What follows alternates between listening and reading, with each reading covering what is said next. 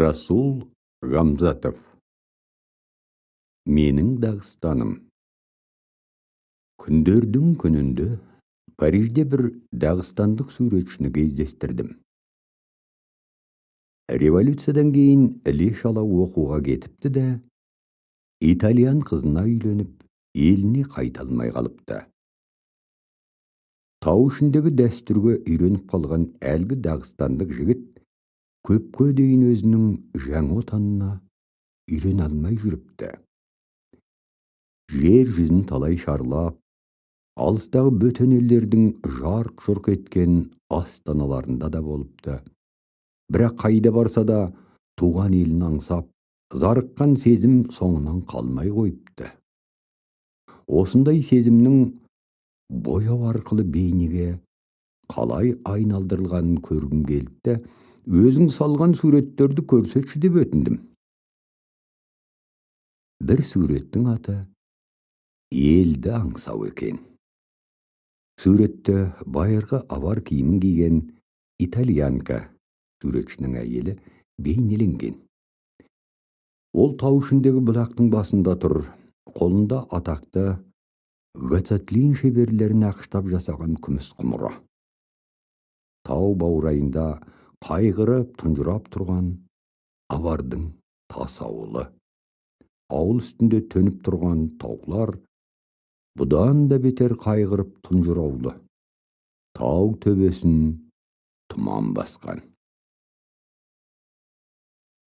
Тұман, деді суретші, ол таудың көз жасы.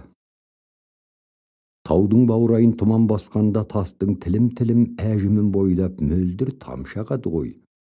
Тұман, бұл мен. Екінші суреттен тікенек бұтаның басында отырған құсты көрдім.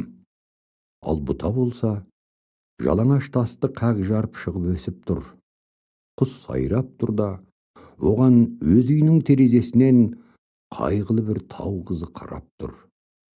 Менің суретке назар аударғанымды байқап қалды да, бұл аварлардың көне аңызының желісі бойынша салынған сурет деп түсіндірді суретші. Қандай аңыз бойынша? Құсты ұстап ап, торға қамап қойыпты. Торға түскен құс күні түні бірдей елім, елім, елім, елім деп қақсай беріпті. Соңғы жылдар бойы тап осылай қақсап жүрген мен сияқты. Құс иесі ойлапты. Бұның елі қандай екен, ол қайда болды екен? Мүмкін мұның елі жұмақтағы ағаш өсіп, жұмақтағы құс мекендейтін гүл жайнаған тамаша бақ секілді шығар. Мен осы құсты далаға қоя берейін де, оның қай жаққа ұшып кеткенін көрейінші. Сонау алыстағы ғажап елдің жолын көрсетсін маған. Сөйтіп ол тордың қақпағын ашыпты. Құс қақ жарып өсіп тұрған тікенек бұтаға қоныпты. Осы бұтаның жапырағының арасында ұясы бар екен оның.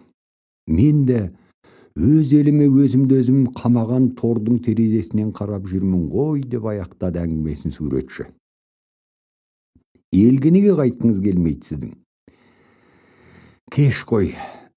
Кезінде туған жерімнен жанып тұрған жас жүрегімді алып кетіп едім.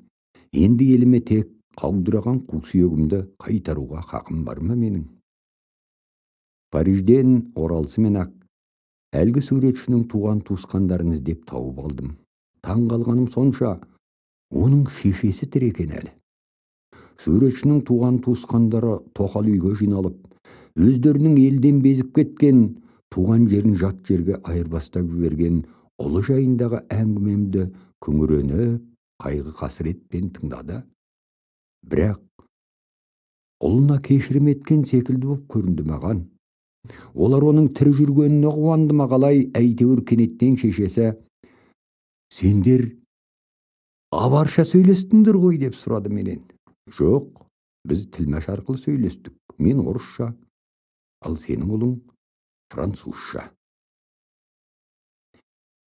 Ұлының өлгенін жаңа естігендей боп, бетін қар орамалмен жауып ала қойды суретшінің шешесі. Үйдің шатырын тырсылдатып, далада жаңбыр жауып тұр. Біз аварияда тұрмыз.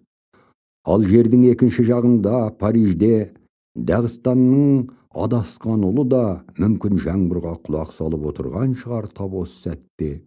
Біраз үндемей отырғаннан кейін суретшінің шешесі айтты: «Сен қателестің, Расул.